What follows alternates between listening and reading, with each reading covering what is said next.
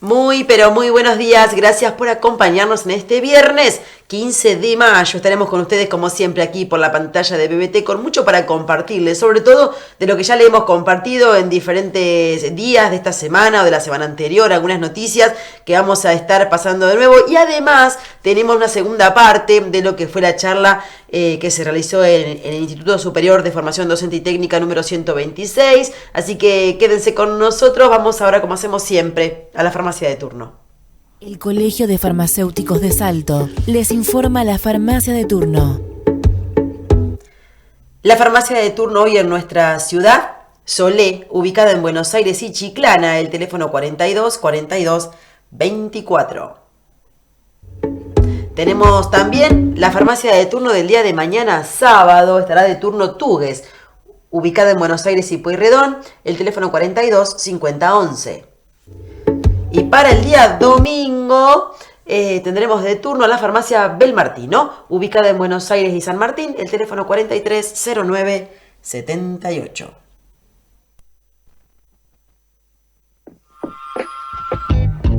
Cada día en Salto es una oportunidad para el cambio. Con Salto Recicla vamos a transformar nuestra ciudad. Todos somos parte de este proyecto. ¿Querés saber cómo? El camión recolector seguirá pasando todos los días. Pero escuchá bien. Los días lunes, miércoles y viernes sacaremos los residuos húmedos y los martes y jueves los residuos secos. Así de simple es reciclar en tu casa. Esto es más que separar residuos, es crear un futuro mejor para todos. Es muy importante que los residuos secos estén limpios para poder reciclarlos. Separando los residuos en nuestras casas, no solo colaboramos con el trabajo de la cooperativa de reciclaje, sino que también ayudamos a eliminar el basural a cielo abierto. Este proyecto, articulado con la provincia de Buenos Aires, incluye la construcción de una celda sanitaria, en la que irán todos nuestros residuos húmedos. Es una obra muy importante y significativa para que Salto esté lindo y cuidado. Seamos parte de este cambio. Sabemos que contamos con vos. Salto Recicla.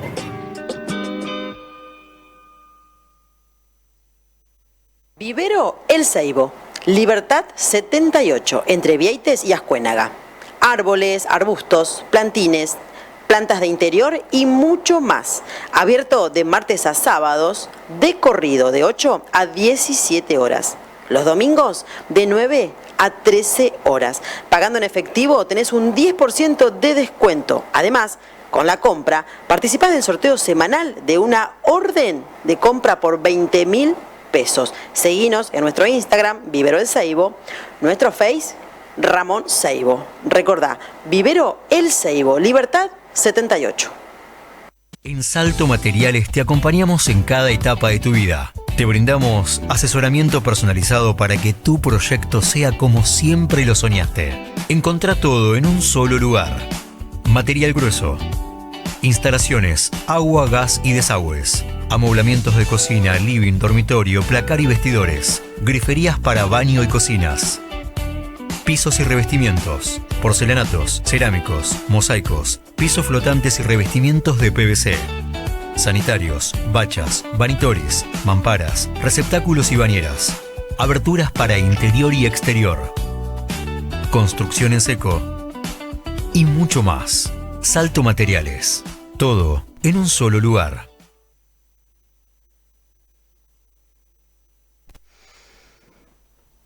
Bueno, muy bien, continuamos ahora y nos vamos a meter en información que nos envían desde prensa de la municipalidad. Vamos a algunas imágenes para contarles de qué se tratan. Y en este caso vamos a hablar de una semana muy, pero muy importante, ¿sí? Como pueden ver en pantalla entonces, Semana Mundial del Parto Respetado, el día del 18 al 25 de mayo, ¿sí? La próxima semana, se conmemora una nueva Semana Mundial del Parto Respetado.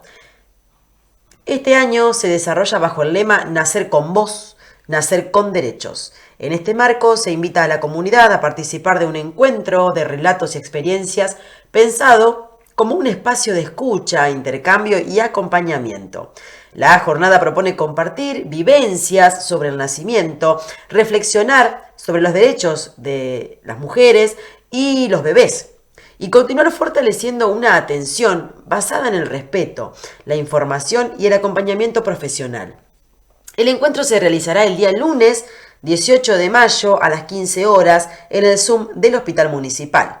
Las personas que asistan podrán llevar mate y además habrá sorteos durante la actividad.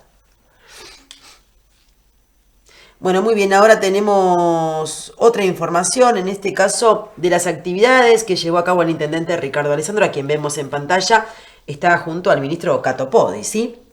El intendente Ricardo Alessandro mantuvo una intensa agenda de trabajo en la provincia, ¿sí? El intendente municipal de Salto, Ricardo Alessandro, se estuvo desarrollando una serie de encuentros estratégicos con las máximas autoridades del gobierno de la provincia de Buenos Aires, con el objetivo de fortalecer el trabajo conjunto y dar continuidad a las gestiones que benefician a la comunidad saltense. En el marco de esta agenda, durante la jornada de ayer, el jefe comunal mantuvo una reunión con el ministro de Infraestructura y Servicios Públicos, Gabriel Catopodis. En dicho encuentro se abordaron temas vinculados a las obras públicas y proyectos de servicios. Asimismo, la actividad oficial continuó con importantes audiencias de trabajo. El intendente Alessandro fue recibido por el ministro de Transporte Martín Marinucci, el ministro de Desarrollo de la Comunidad Andrés Larroque y finalmente mantendrá un encuentro con el gobernador de la provincia Axel Kicillof. Estas reuniones resultan fundamentales para coordinar acciones directas en un contexto que requiere de una articulación constante entre el municipio y la provincia, garantizando que las políticas públicas y las herramientas de gestión sigan llegando. Continuamos entonces con las actividades de quienes están al frente de esta ciudad, ¿sí? De las autoridades. Nuevos equipos de control vial también para Salto, en una reunión mantenida con Eduardo Feijo, subsecretario de Política y Seguridad Vial del Ministerio de Transporte. El intendente Ricardo Alessandro recibió un alómetro y un alcoholímetro de tecnología avanzada. Esta incorporación de equipamiento permitirá intensificar los operativos de control en la vía pública para asegurar el cumplimiento efectivo de la ley de alcohol cero en la ciudad. El objetivo de estas nuevas herramientas es fortalecer las medidas de prevención vial y garantizar una circulación más segura para todos los saltenses del distrito. Bien, tenemos ahora otra información. En este caso vamos a hablar de información que nos envían desde Prensa Bomberos Voluntarios, ¿sí? Allí vemos algunas imágenes porque hubo un incendio en Curva La Estrella, ¿sí? Hay una investigación con respecto a esto porque podría o habría sido intencional, ¿sí? Se está investigando la situación. En la noche del día jueves, cerca de las 23 horas, los bomberos voluntarios de Salto fueron convocados por un incendio de cañas en la zona de la Curva La Estrella, un sector que lamentablemente ya es conocido por el constante arrojo de basura. Hasta el lugar, trabajaron en el lugar el móvil 49, a cargo del oficial auxiliar César Maffei, junto a la dotación de servidores públicos, quienes trabajaron para controlar las llamas y evitar que el fuego se propagara hacia otros sectores, ¿sí? Según las primeras impresiones en el lugar, el foco habría sido intencional, aunque se intentará establecer con precisión cómo se originó dicho incendio. Vecinos de la zona manifestaron en varias oportunidades su preocupación por la acumulación de residuos y las reiteradas quemas que se producen en este sector, generando no solo contaminación, sino también un riesgo permanente de incendios.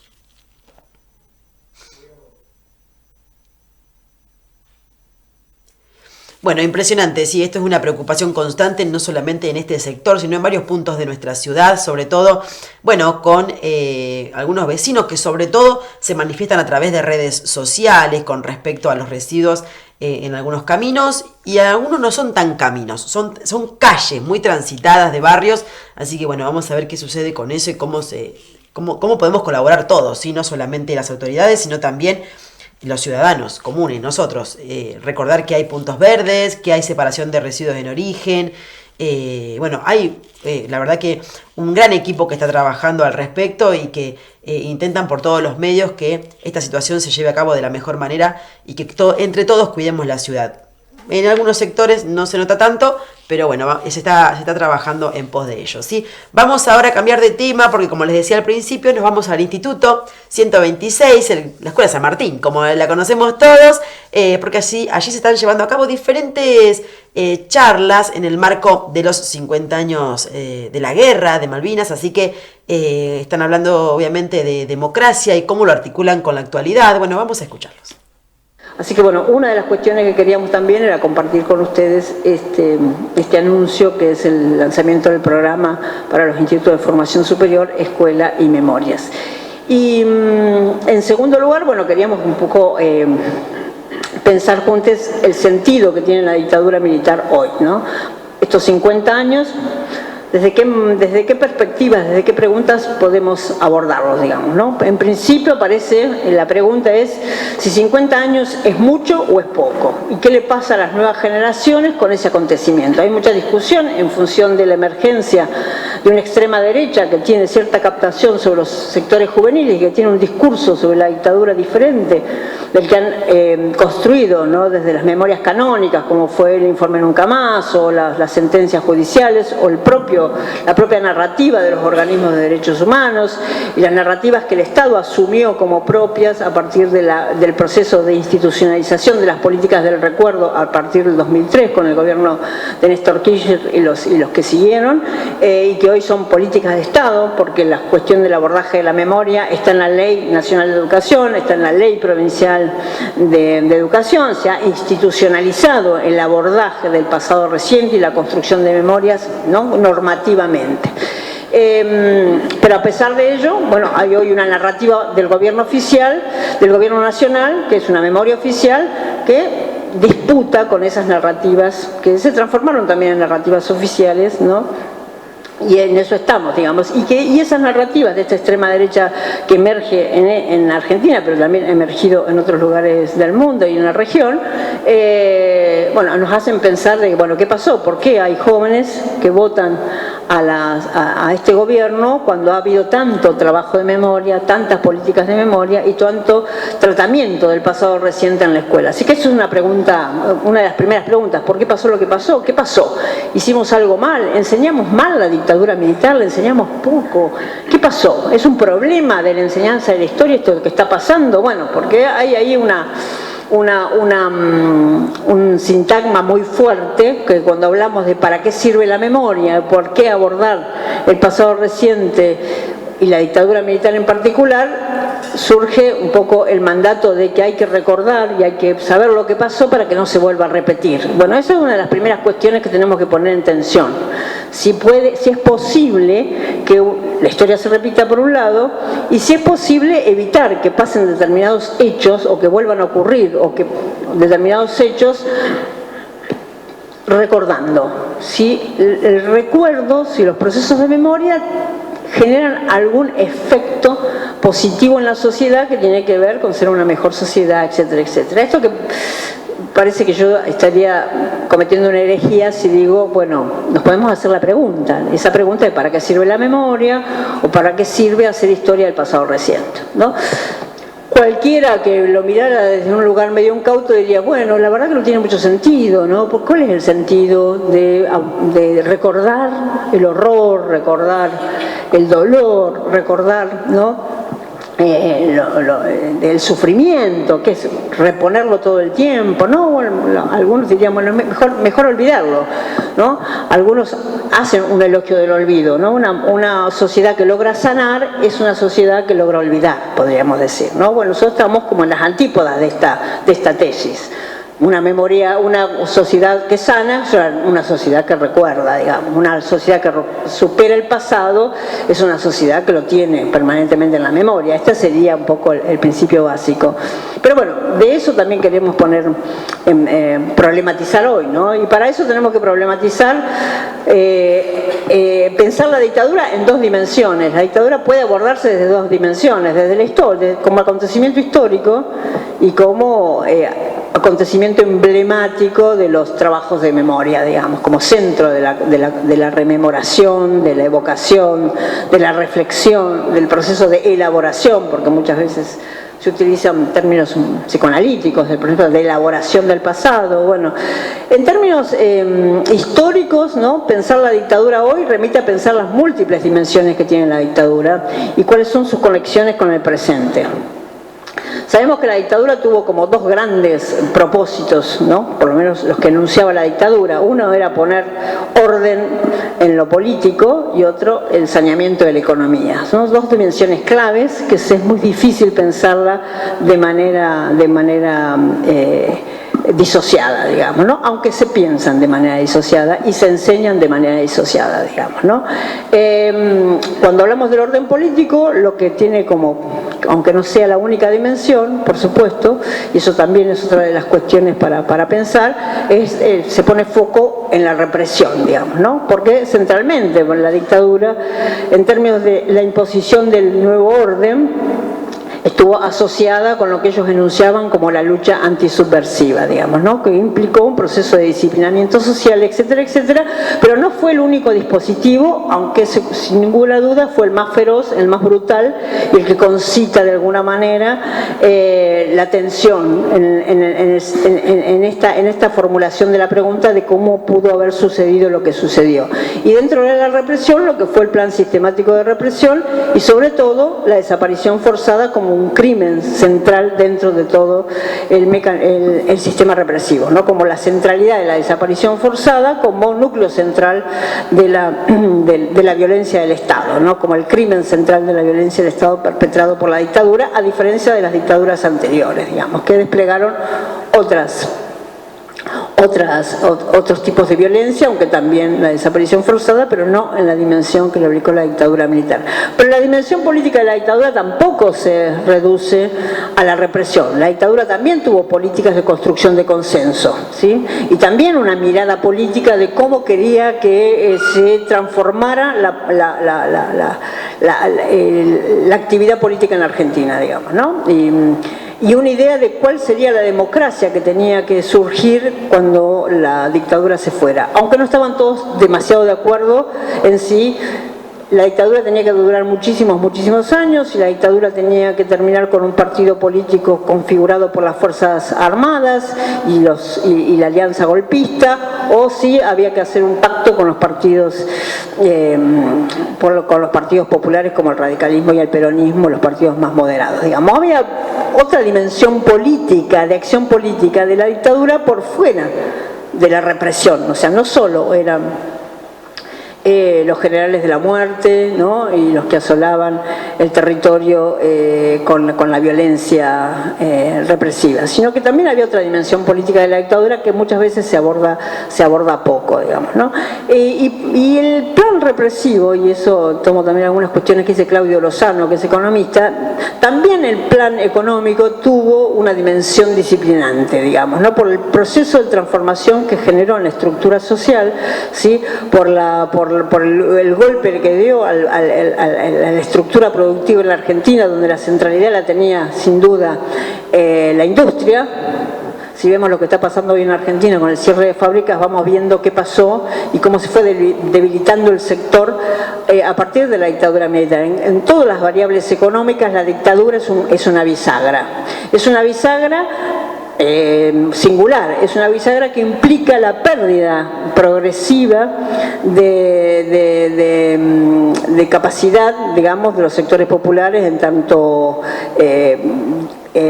digamos, en tanto al esquema de distribución de la riqueza, ¿no? Cuando arrancó la dictadura estábamos en un 50-50 de distribución de la riqueza entre los trabajadores y el capital, y hoy estamos en un 30-70.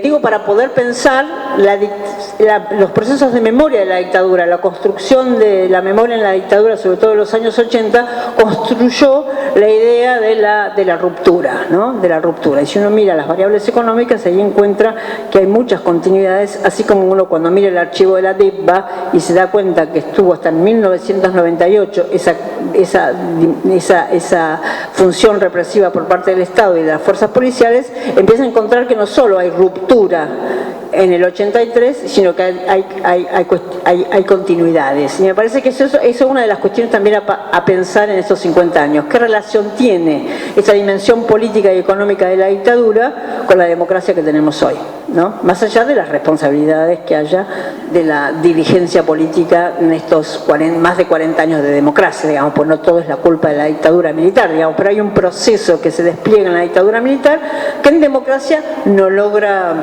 ni retraerse ni pararse, digamos, ¿no? ni detenerse, que es un proceso profundamente regresivo en términos de derechos de la gran mayoría. Digamos, esto como para pensar la dictadura militar en clave de interpretación histórica, las diferentes dimensiones que tenemos que pensar, enuncio algunas, bueno, la cuestión cultural, la cuestión educativa, es un periodo donde no solo son los militares que toman el poder y despliegan un plan sistemático represivo, sino bueno, que es un periodo donde tiene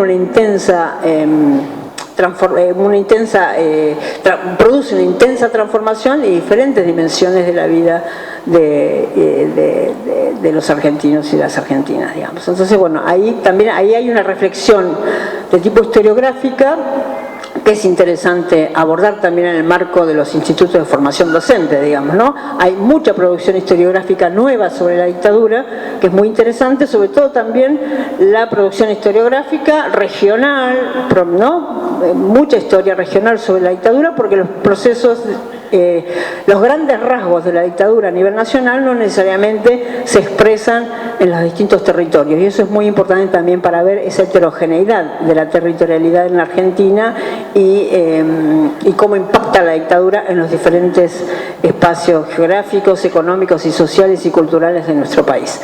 Así que bueno, eso es una de las cuestiones para pensar.